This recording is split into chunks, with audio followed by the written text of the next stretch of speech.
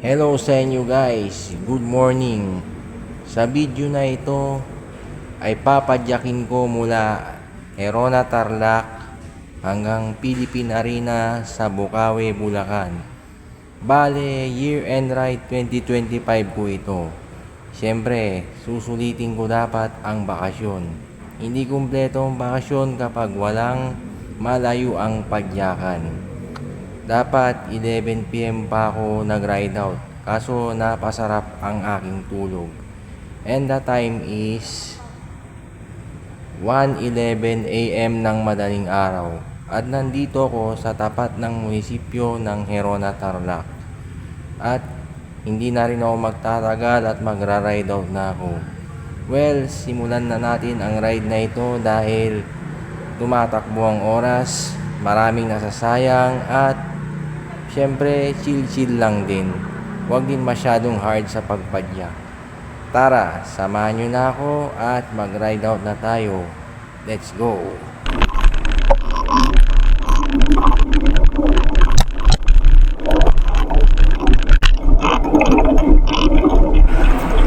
At eto na, lumarga na ako. Very exciting na naman dahil malayuan na naman ito, lalo na't napakahaba pa ng bakasyon. Ngunit mas malayo ito dun sa pinuntahan ko sa Malolos City, Bulacan, ang Baraswain Church. Pero syempre, mas malupit ito dahil napakalayo. Ngunit babalikan ko pa rin ang Baraswain kapag meron akong time. Basta ako, lahat ng rides ko na napakamalayuan ay aking sinusulit. Pero syempre, priority pa rin ang aking safety. Basta ako, ine-enjoy ko lang ang aking buhay. Dahil, tandaan, life is short. Hindi natin masasabi kung hanggang kailan tayo mabubuhay. Kaya, ibuhos na natin lahat ng ating makakaya sa kahit anong aspeto na ating gagawin.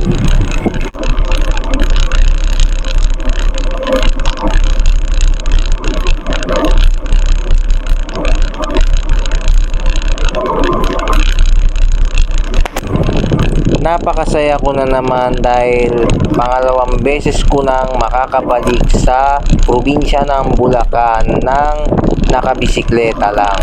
Madalas kasi kapag dumadaan ako sa Bulacan, puro sa NLEX ang daan at hindi sa mga bayan-bayan. Factor pa na mas malayo pa ang pupuntahan ngayon. Pero syempre, gusto ko muli makabalik sa makasaysayan na Baraswain Church sa Malolos City, Bulacan. Lalo na ako ay devoted talaga na Katolik kahit hindi ako ganong karelihiyoso o kamadasalin na tao. Pero syempre, hindi ko naman kinakaya ang aking relihiyon. Basta malaga, naniniwala ako sa Diyos at nakakapagsimba naman ako kapag ako ay may time. Napakahalaga nun kaya huwag nating kalilimutan yun.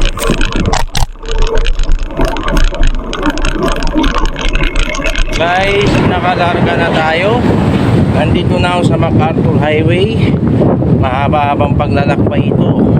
Pero syempre, nanamnamin ang padyakan. Hindi yung tipong parang akong nakikipagkarera. Dahil mahaba pa naman ang bakasyon. Sa January 5 pa ang pasok ko. Kaya every long ride must be enjoyed. Huwag sulitin ang bakasyon sa boring na bagay lang. Tara, samahan nyo lang ako. At ito nakapokus lang ako sa daan. Dahil syempre hindi rin maganda yung nagbibideo ka sa sarili mo habang nakapokus ka sa daan. Baka ikaw ay mapano pa. Keep pedaling, keep focus like driving a car or a motorcycle.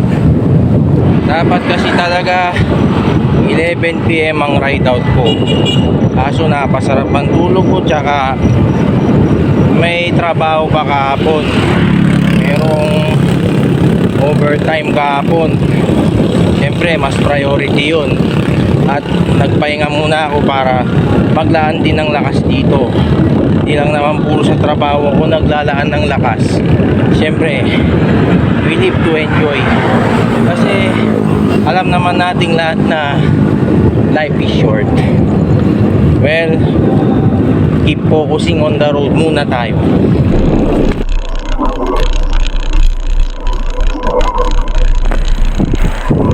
Kapag Christmas season, napakaganda ng weather at magpapaboost din yun ng yung energy sa mga muscles. So, pumataw ka man o hindi ka madaling malaspag. Ang nakakalaspag lang naman talaga kapag ikaw ay bilad na sa araw. Pero depende pa rin yun sa temperature. Haba-habang padyakan pa ito, guys. Magta-Tarlac City pa lang ako. Pero ang mahalaga puro patag. Tsaka hindi ko pinipressure ang sarili kong magmadaling makarating doon. Nanamnamin ko lang kasi yun talaga dapat. Huwag mo i-pressure, enjoy mo lang. Ang mahalaga aalis kang ligtas sa bahay nyo, babalik kang ligtas. At laging mag-update sa mga mahal sa buhay, saan ka man makarating, ano man ang gamit mo.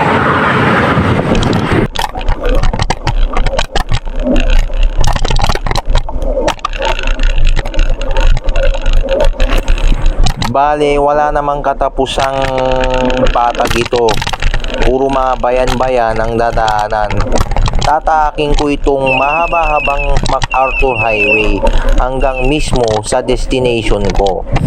Bale, ang mga ahon lang naman na dinaanan ko ay ang Malolos Flyover, Bocaue Flyover at ang NLEX Philippine Arena Interchange hanggang makarating sa Ciudad de Victoria or Philippine Arena Complex for short.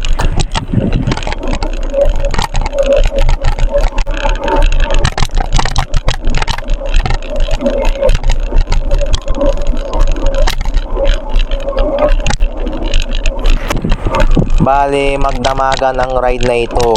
Parang yung nakaraang kong year-end long ride 2024 nung mula Herona Tarlac hanggang Dingalan Aurora.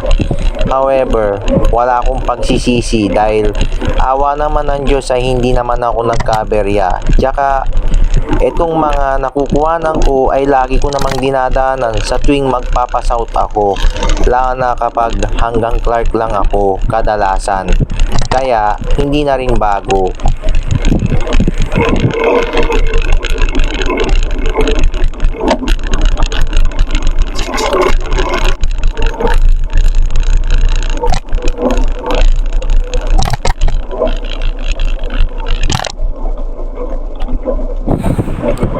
Itong Tarlac City na kabisera ng aking probinsya ang madalas nagiging stopover ng mga biyaheng panorte.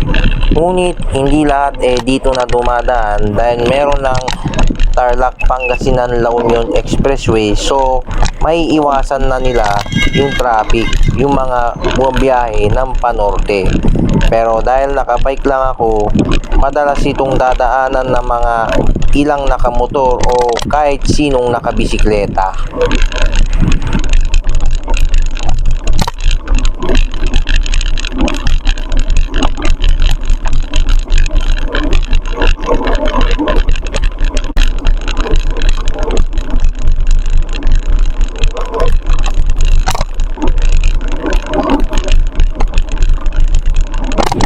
Right, tuloy-tuloy sa pagpadyak,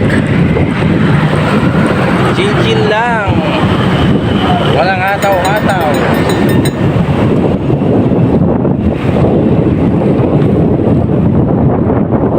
Dahil nakikisama naman ang panahon, medyo hatawin na to hanggat komportable pa ang aking mga tuhod. Alright, let's do this. Mama on the go.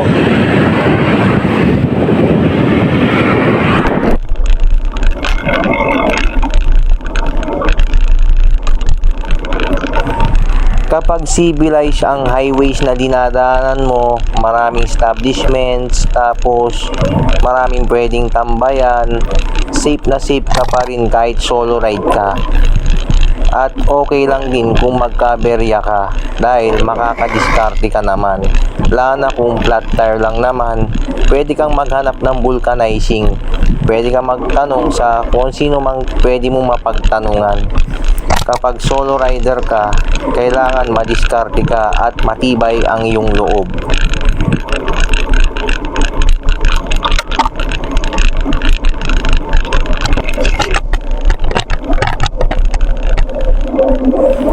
Sa susunod na mga bayan na dadaanan ko ay merong mga mahabang bike lane.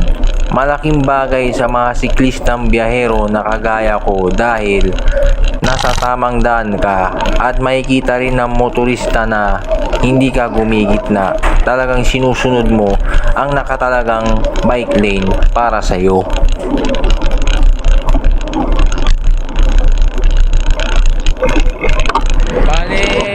Kapas na tayo niyan guys, at kung makikita nyo merong bike lane kaya safe na safe yan. Ang dire-diretso to hanggang San Fernando, Pampanga. Buti may ganito.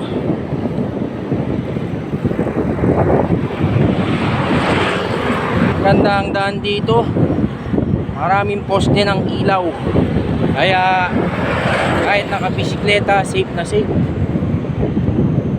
Sarap talaga mag long ride ng Christmas season. Napakalamig ng simoy ng hangin. Dire-diretso pa. Huwag masyadong maghataw. Hahataw ako kapag feel na feel. Pero pag medyo nararamdaman ng paubos ng lakas magsisave muna. Alright, keep going.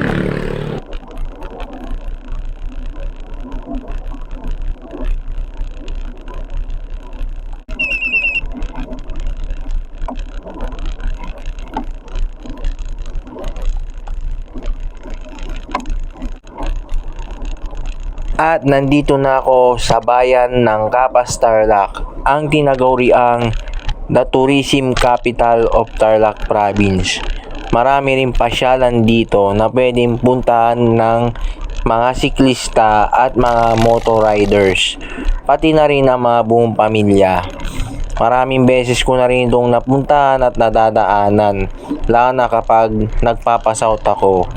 Napuntahan ko na rin dito ang Capas National Shrine, New Clark City, at yung pinakadulong barangay nito, ang Barangay Maruglo. Ngunit wala akong content sa mga rides na yun. Maybe in the future gawan ko rin kung ako ay sisipagin.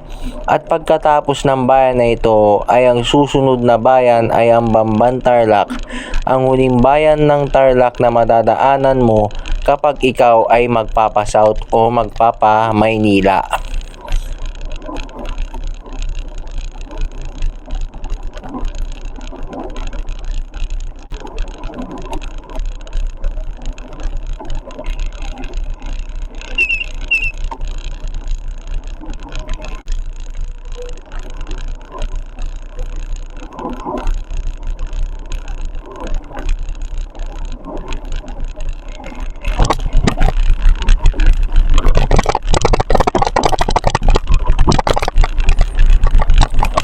Katulad din ng Capas, Tarlac, dito sa Bamban, Tarlac, marami rin pasyalan na pwedeng puntahan. Kahit siklista ka pa, marami na rin akong napuntahan dito maski papano. At ito na rin ang huling bayan ng Tarlac na madadaanan natin.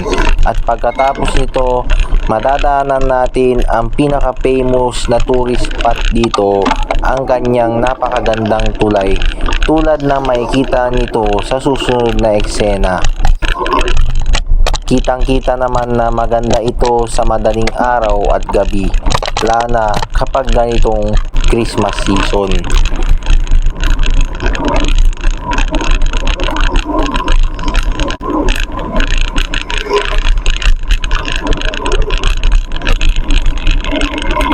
Guys, Pampanga na ako. Gusto ko magpahinga pero ayaw ko pa tumigil kumadyak kasi wala lang, kaya pa. Gusto ko pa rin idiretso kahit gusto ko na magpahinga. Ang gulo. Bale, tingnan natin kung saan tayo magpapahinga. Basta tuloy-tuloy sa pagpadyak. Ito pa guys, oh, mahaba-habang bike lane. Kaya good thing na merong ganito. Malapit na tayo sa Mabalacat City, Pampanga.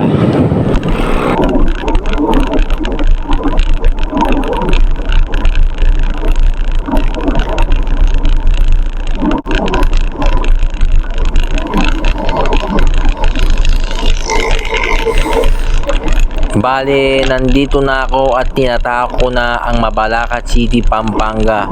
Kino-consider dito bilang industrial and residential heartland ng Central Luzon dahil sa mga maraming opportunities dito na pwedeng pasukan ng kahit sino sa mang sulok ng panig ng Central Luzon.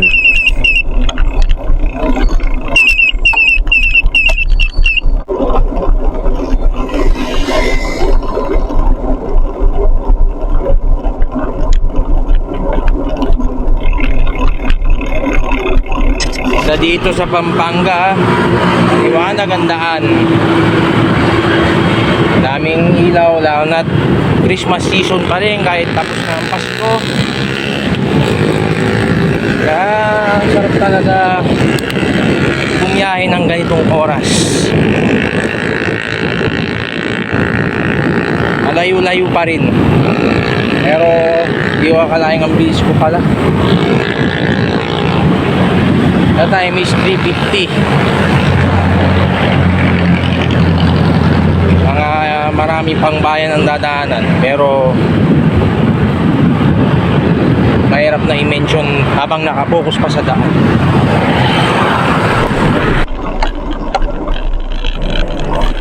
Sa kasalukuyan sa eksenang ito, binabaybay ko ang barangay Dao, Mabalacat City, Pampanga, kung saan kadalasan ang mga provincial bus na biyaheng norte at pabiyahe ng Maynila ay nag-stop over.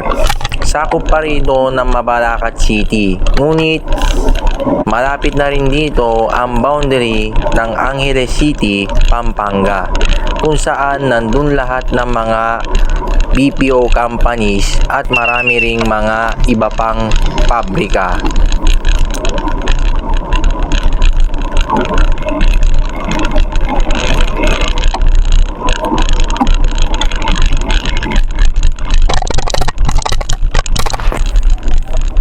Itong Astro Park dito sa Angeles City, Pampanga ang nagsisilbing boundary ng Mabalacat City, Pampanga at Angeles City, Pampanga. Kapag diniretso mo ay papunta ka na ng Clark Main Gate, at kapag kakaliwa ka ay didiretso ka lang sa MacArthur Highway at dadaanan mo ang mga bayan-bayan patungo sa Maynila. Ngunit hanggang Philippine Arena lang tayo, so hindi tayo hahabot sa Maynila.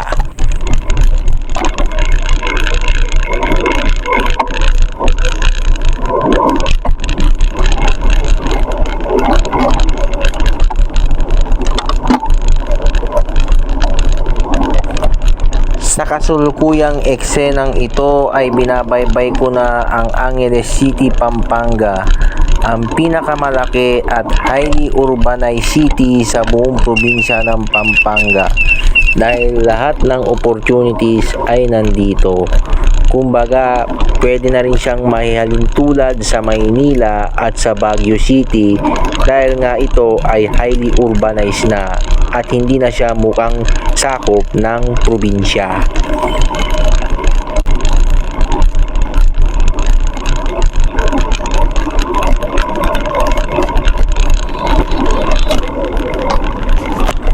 Ang syudad na ito ay politically independent sa buong probinsya ng Pampanga at napakaganda rin at napakalawak din ng bike lane. Halos aabot ito hanggang San Fernando, Pampanga. Pati rin naman sa Bulacan ay malawak din ang mga bike lanes doon. Kaya kampante ako sa biyahe ko kahit madaling araw pa.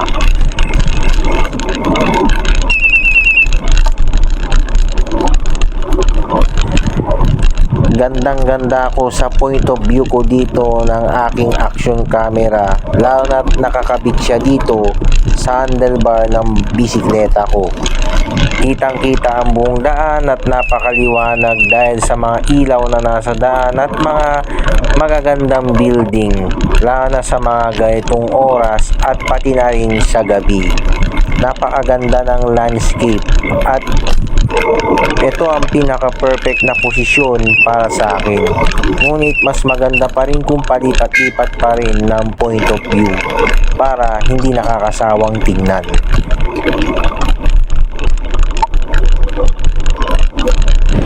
Yun o, more bike lanes. Safe na safe dito. Napakaluwag. Galing ng ginawa dito.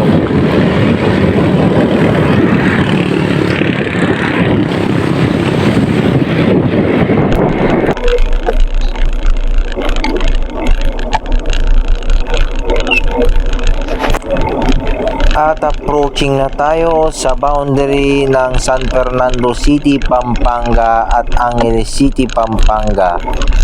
Hindi ko na kinuha na ng mahabang highway na napakalawak para hindi masyadong mahaba ang content na ito.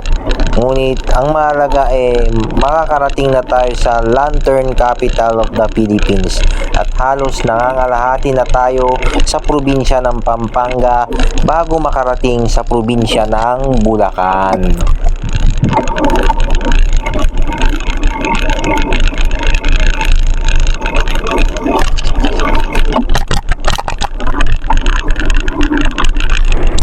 Pagkatapos ng napakahabang padyakan mula Herona, Tarlac at meron ding mga konting stopover pero hindi ko na sinama dito sa video, ay pagdating dito sa San Fernando City, Pampanga, dito na ako nagpahinga at kumain ng umagahan. Nag-stopover muna ako sa 7-Eleven doon malapit sa may simbahan. And trivia lang na ang San Fernando City, Pampanga ang Lantern Capital of the Philippines. So, napakaganda rito kapag sumasapit ang Christmas season.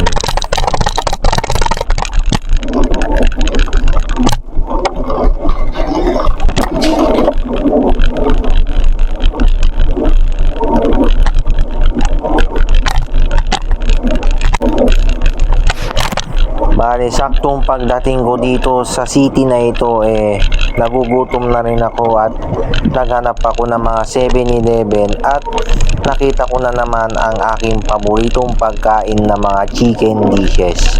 Saktong-sakto lang na mag-aalas 5 na nang ako'y nagpahinga dito. Siyempre, mahaba-habang biyahe pa at maraming bayan pa ang lalagpasin bago makarating sa aking main destination. But however, this is a wonderful journey. Wala akong pinagsisisihan at masaya ako na umaabot na rin ako sa probinsya ng Bulacan ng nakabisikleta lamang.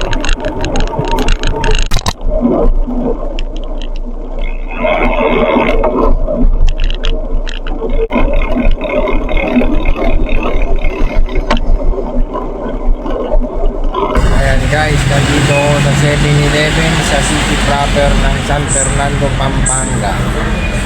Bale, kakain muna ako at kanina pa ako pumapadyak. And the time is 5:33 na ng umaga. Diba? Nagpahinga rin siyempre. Tapos mamaya lalarga na dito sa Pili-Pili Arena. Ikutan muna tayo. Dito na guys, lalarga na ako. Tumala ako sa simbahan para humingi ng gabay sa Panginoon. Ito ang aking bike at katapat lang nito ang munisipyo ng San Fernando City, Pampanga. Na natin ito patagalin.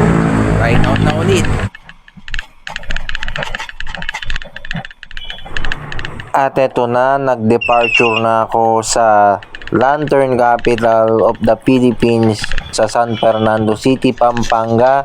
Dire-diretso na ang aking biyahe at matagal-tagal pa ulit bago ako magpahinga. Ngunit marami rin akong naging pahinga at tumigil ako sa mga tindahan at bumili ng mga maiinom na pampalakas, ngunit hindi ko na kinuhanan dahil hindi naman yun mga masyadong mahalaga.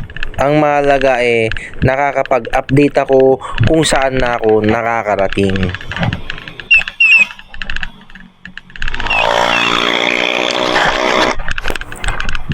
Bale, approaching na rin ako sa Santo Tomas, Pampanga. Actually, bawat arko ay nagsiselfie ako. Ngunit, hindi ko na rin sinasama dito sa video dahil pampadagdag lamang yun.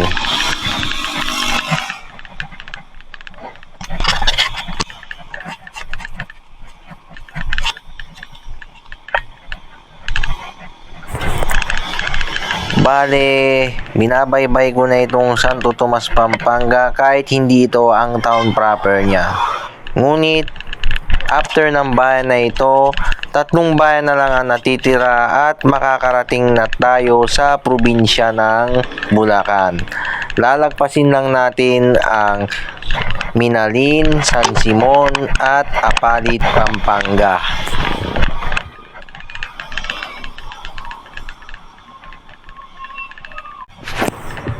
Pagpasensya nyo na yung against the light na kuha dahil sumisikat pa lang ang araw. Umaga pa lang nang ako'y makarating dito dahil nagpahinga pa ako ng matagal sa San Fernando City, Pampanga.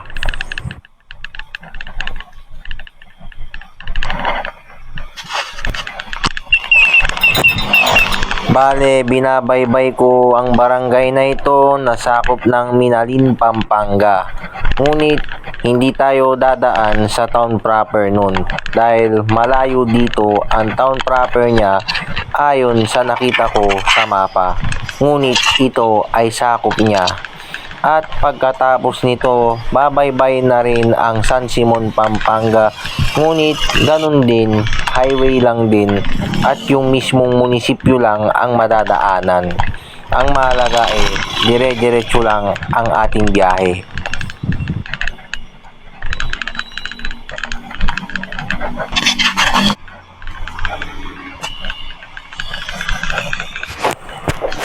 Iba talaga kapag ang highways ay maluwang, lalo na kapag ikaw ay siklista. Smooth lang ang biyahe mo at lagi ka lang talagang nasa gilid. Ngunit ang kailangan mo lang mag-ingat ang traffic at ang mga kamoteng motorcycle riders. Kaya di hamak na safe pa rin talaga ang magbike kumpara sa nagmomotor ka.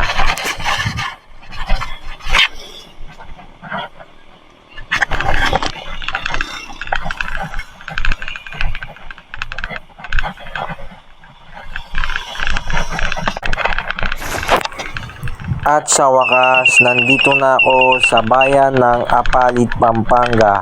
Ang huling bayan ng Pampanga na madadaanan ko natin sa content na ito. Kung mapapansin nyo ay napaka-matraffic dito. Kaya medyo may mga eksena na akong pinagtatanggal para pampaiksi rin ng video. Hindi naman kasi lahat ay kailangan mong kuhanan. Ang mahalaga meron kang video at eksena sa parte ng content na ito.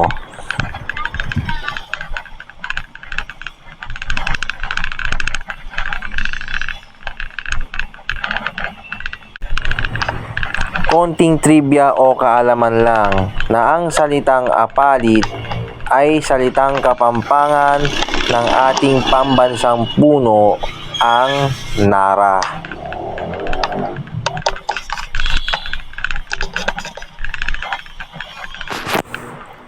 Konting tiis na lang at makakarating na tayo sa probinsya ng Bulacan. Bale, lalagpasin ko ang arko ng Pampanga sa susunod na eksenang ito.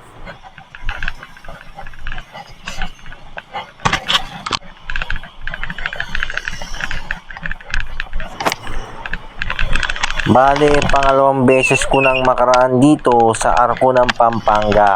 At marami ring siklista at mga motorcycle riders ang nagpipicture dito para maipost sa kanya-kanyang mga social media accounts. Siyempre, kasama rin ako dun dahil yan din ang gustong-gusto kong ginagawa kapag nagbabike ako. Ang picturean kung saan ako nakarating gamit ang bisikleta ko.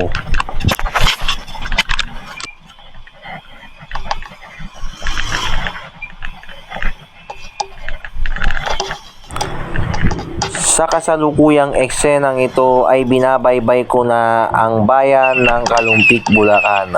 Ang unang bayan ng Bulacan na madadaanan natin bago makarating sa Philippine Arena. At kung ikaw ay didiretso ng Maynila.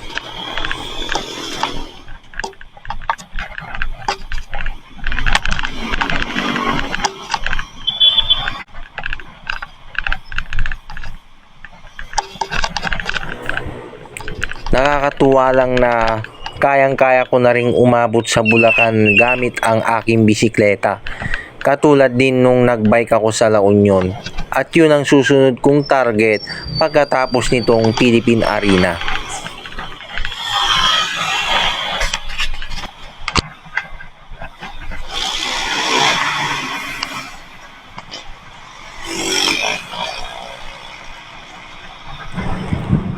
At nandito na ako sa provincial capital ng Bulacan, ang Malolos City, Bulacan. Bale, pangalawang beses ko nang makapunta rito at nakabike lang. Dahil nung mahal na araw ay pumasyal ako sa napakasikat at very historical na simbahan dito, ang Baraswain Church. Pero balak ko pa rin itong balikan kapag meron akong time. Ngunit ang focus ko lang ngayon ay ang Philippine Arena.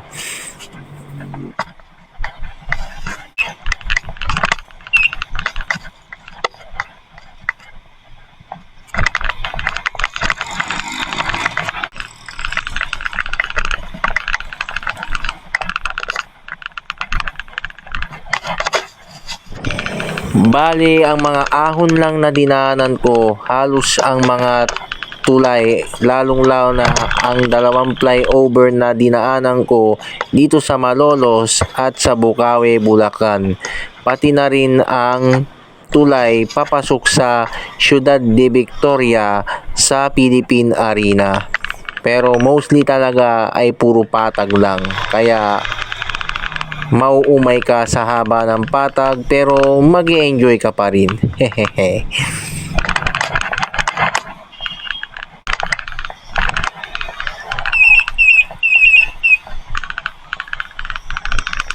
Right, approaching na tayo sa Iginto, Bulacan. Tapos Balagtas, Bulacan, then Bukawi na at malapit na sa Philippine Arena. Nandito na rin sa wakas sa Bulacan, nalagpasan na rin ang lungsod ng Malolos, Bulacan. Okay, dire-diretso lang.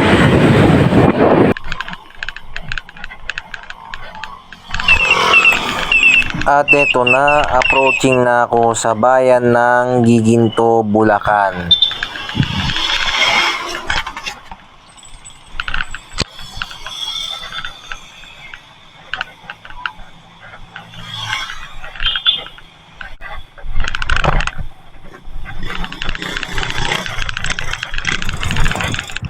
Napakaganda ng mga daanan sa mga town proper ng probinsya ng Bulacan. Ngunit ang kalaban mo lang talaga ang matinding traffic. Kaya dapat doble ingat ka pa rin kahit na bisikleta lang ang gamit mo. O maski ano pa ang gamit mo ay dapat doble ingat ka saan ka man magpunta. Bale, dalawang bayan pa ang dadaanan ko bago ko makarating sa Philippine Arena.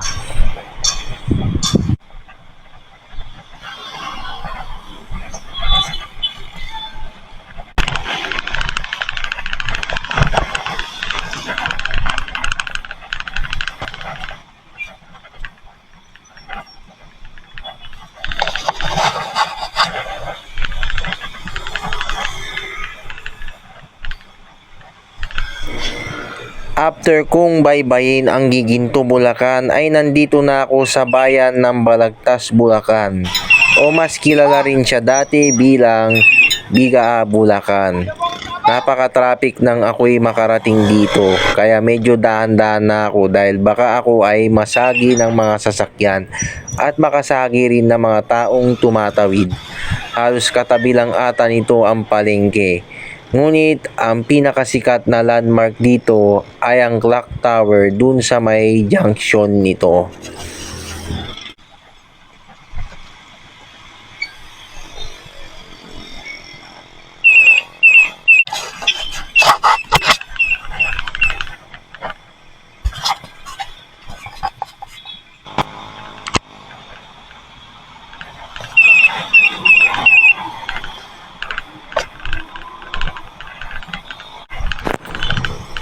At nalagpasan ko na rin ang Balagtas, Bulacan. Nandito na ako sa uling bayan na dadaanan ko o mas kilala rin bilang firework capital of the Philippines, ang Bukawi, Bulacan.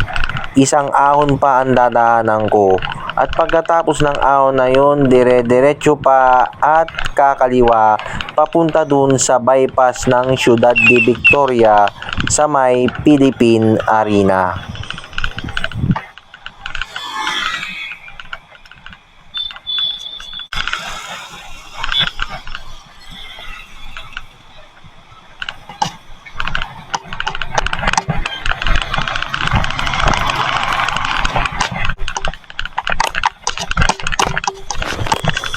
Awa naman ng Diyos at hindi ako naging sagabal sa flyover at hindi naman ako nadali ng mga kamoteng motorcycles at mga motoristang walang galang sa mga siklista.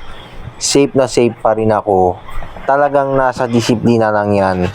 Pero syempre hindi natin hawak ang sitwasyon sa bawat lugar na pupuntahan natin. Kaya dapat lagi tayong ready sa mga possible na pwedeng mangyari sa atin.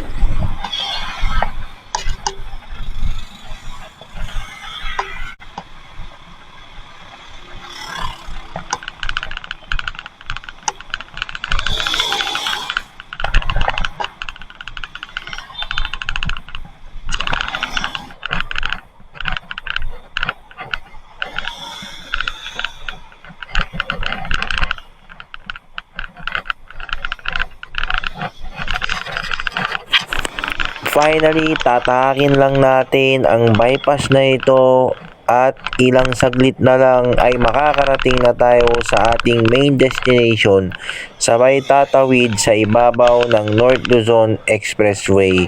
At syempre, bago pumunta dun magsiselfie muna at konting video ng pagbablog na nakarating na ako sa lugar na ito. Siyempre, ang sarap sa feeling dahil first time. Dahil laging masarap kapag first time. Or kahit matagal mo nang hindi napupuntahan ay parang first time mo pa rin.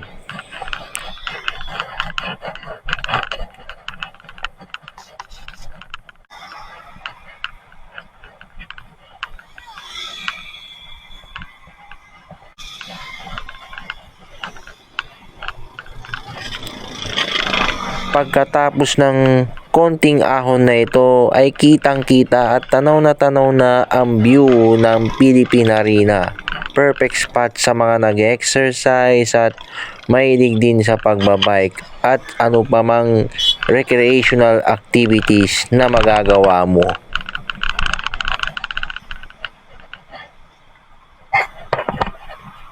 Ayan guys, nandito na ako sa Philippine Arena.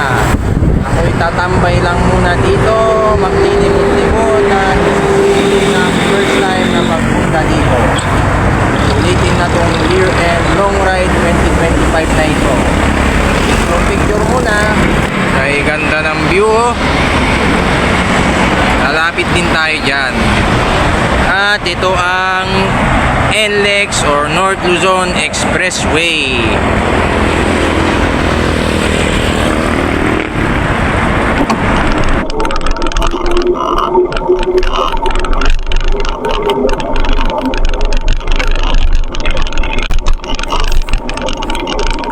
Siyempre, bagong dating pa lang, simulan muna ang paglibot-libot at wandering by sa lugar na ito.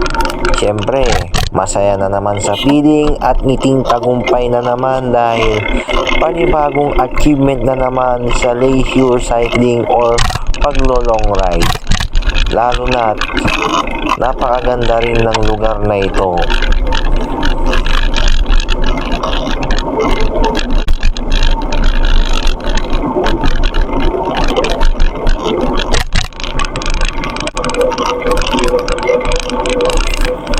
At dahil konti lang ang tao, feeling ko solong-solo ko ang lugar.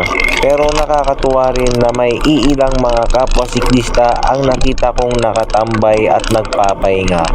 So it means hindi lang ako ang nag-iisang nagbabike dito.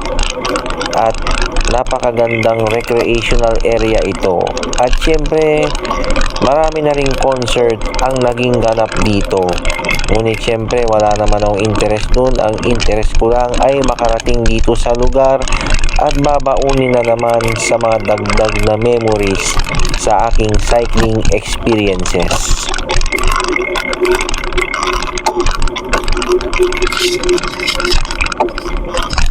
Mission accomplished. Napuntahan na rin ang Philippine Arena. Tambay muna dito at pahinga. Tapos hahanap ng kakainin tapos uuwi na rin.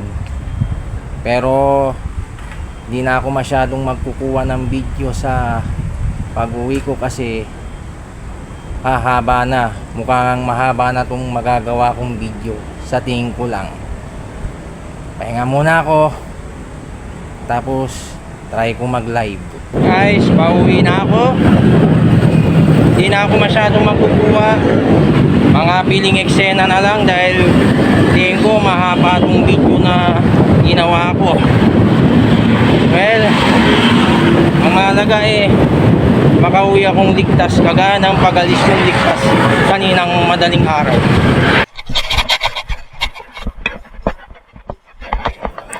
At eto na, pauwi na ako at syempre kumpleto na naman ang aking buong araw, buong linggo at syempre at ang buong bakasyon dahil nagkaroon na naman ako ng napakatinding biyaheng padyakan.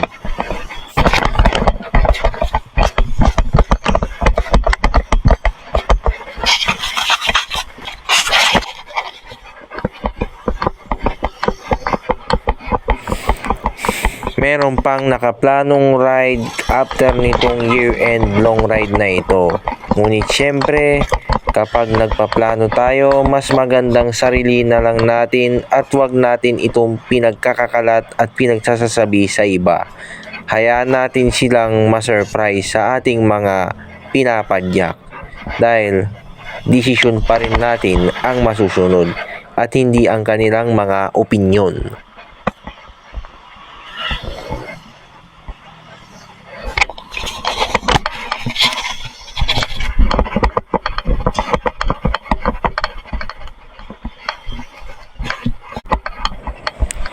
Nakakatuwa lang na nakapag-south ako ulit dahil madalas na akong mag-north. Pero syempre gusto ko pa rin magpa-norte dahil ang dami pa rin part ng norte na hindi ko pa rin napapadyak. Ngunit syempre sigurado ako sa buong bakasyon na ito ay magiging pantay lang ang pagpadyak ko sa south at sa north.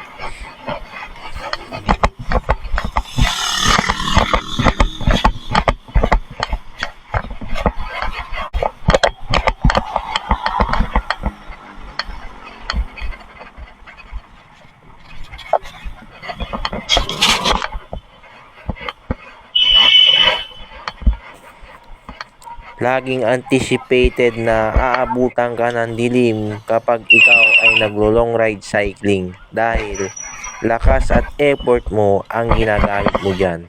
Basta ang mahalaga, nag-a-update ka sa mahal sa buhay at hindi ka nagkakaroon ng aberya sa daan. Ox na yun kahit anong oras ka pa makauwi.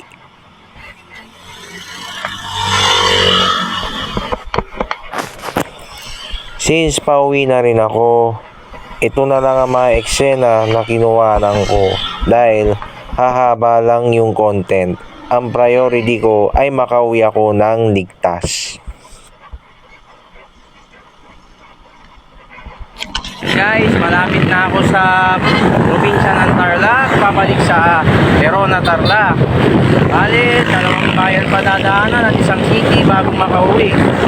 Ngunit dito ko na tatapusin ang aking video dahil marami na akong nakuhanan. Salamat sa panonood at salamat din sinamahan nyo ako sa ride na ito. Ride safe sa ating lahat and God bless us all.